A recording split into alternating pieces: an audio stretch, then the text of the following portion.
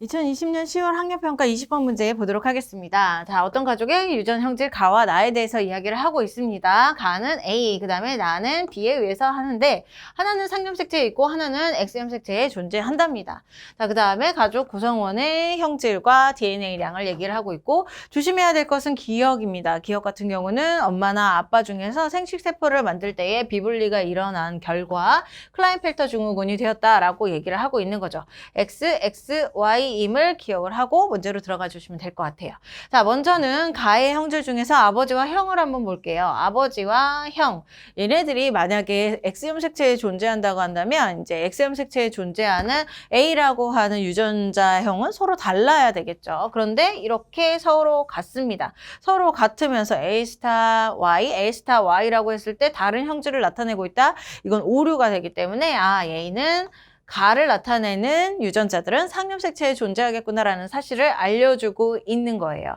자, 그래서 얘는 A 스타가 될 것이고 그 다음에 형은 여기에 존재하면서 A와 A 스타가 되겠죠. 그리고 여기 A와 A 스타 중에서 A가 발현이 되어서 형질을 발현을 했기 때문에 자, 얘 같은 경우는 우성으로 발현이 되겠다. 가는 우성으로 발현이 된다. 그리고 A가 바로 그 우성이다라고 얘기를 해주는 겁니다. 자, 이렇게 해서 A를 알아냈고요. 그 다음에 나에 대한 형질도 한번 가보면 자동적으로 얘가 상염색체에 존재하니까 B 같은 경우는 X염색체에 존재하게 돼요. 그리고 이제 이 기억을 이용을 할 건데요. 아버지가 하나를 줄 거고요. 엄마가 하나를 줄 겁니다. 엄마가 하나 준 거는 확실해요. 그래서 엄마의 형질이랑 동일한가 봤더니 플러스 나를 나타내고 있다. 아버지와 동일한 형질을 표현하고 있다라고 한다는 것은 아버지의 유전자인 B를 하나 더 가지고 있다라는 얘기죠. 어차피 클라인펠터 증후군이기 때문에 B 스타와 B를 가지고 있으며 B 스타는 누가 줬냐면 엄마가 줬고요. B, Y는 누가 줬냐면 아빠가 준 사실이 딱 결정이 되는 겁니다.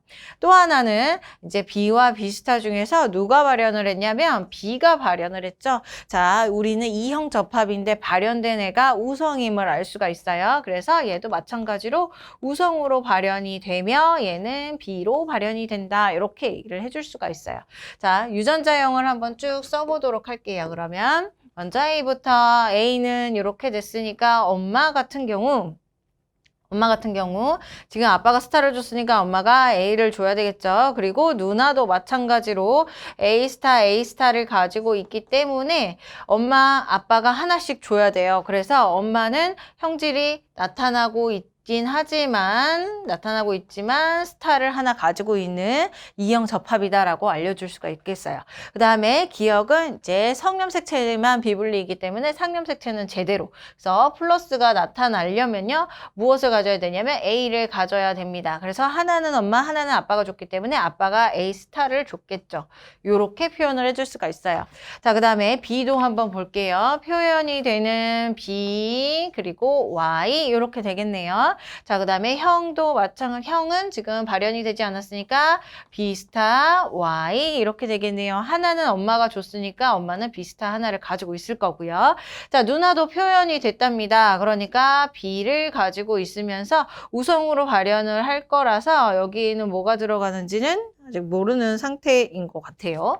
자, 이렇게 되고요. 그 다음에 하나는 아빠가 주고 이거는 엄마가 줬기 때문에 엄마가 비스타를 주고 그 다음에 이렇게 되겠죠.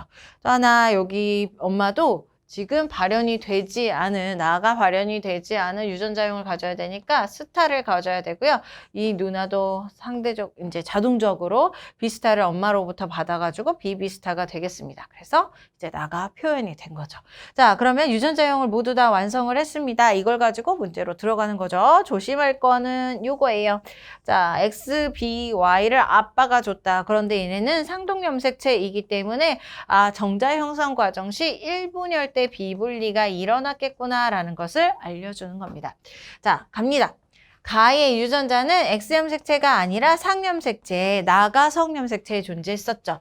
자, A는 감수 분열 과정에서 성염색체 비분리가 일어나 형성되는 정자이다 그랬어요. 맞죠? X, Y를 줬기 때문에 정자가 맞는 말. 그런데 1분열이 맞느냐? 네, 1분열 상동염색체가 왔으니까.